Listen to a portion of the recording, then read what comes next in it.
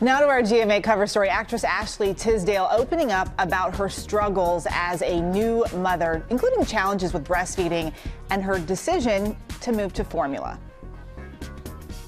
Parenting a newborn isn't easy.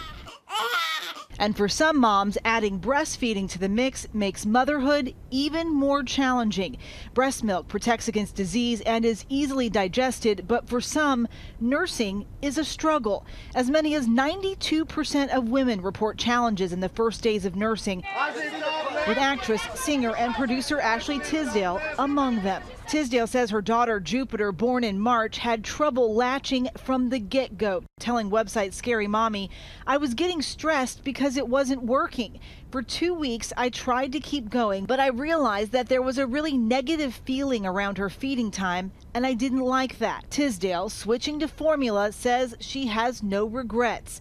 "I had no guilt about switching to formula. It was just so much pressure and stress in a moment when you're already physically going through so much postpartum." The American Academy of Pediatrics recommends human milk for newborns exclusively for 6 months and then combined as new food is introduced for 1 year or longer, and says help is available for those having trouble.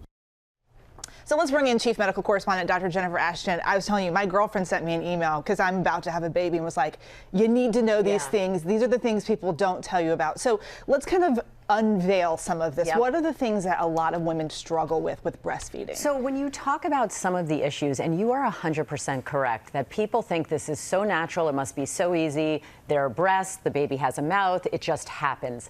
Not so fast. So there can be a lot of issues involved, and they run the gamut from pain, and I mean pain, eye-popping pain in some cases, not to share personally, latching difficulty, milk production, locations for feeding. I mean, it's not that easy. You have to dash into some places and find a quiet place to do this. And logistical challenges, Eva. I remember I felt literally like I was on the clock, because when that baby needs to eat, you need to feed that baby unless you're using a pump, which I think is a drastically underutilized resource for women who want to breastfeed but actually want to do something else with both their hands and maybe without the baby. Well, and let's not forget, they're also recovering. Yep. They just had a baby. So you're an OBGYN. Yep.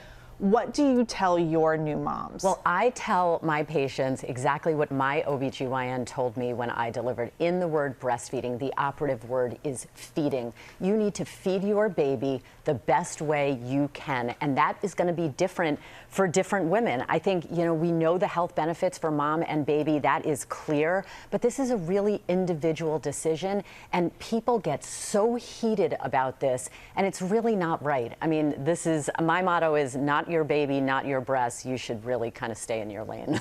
So what advice do you give to those other people who do try to weigh in? And there's so much pressure on moms to do this.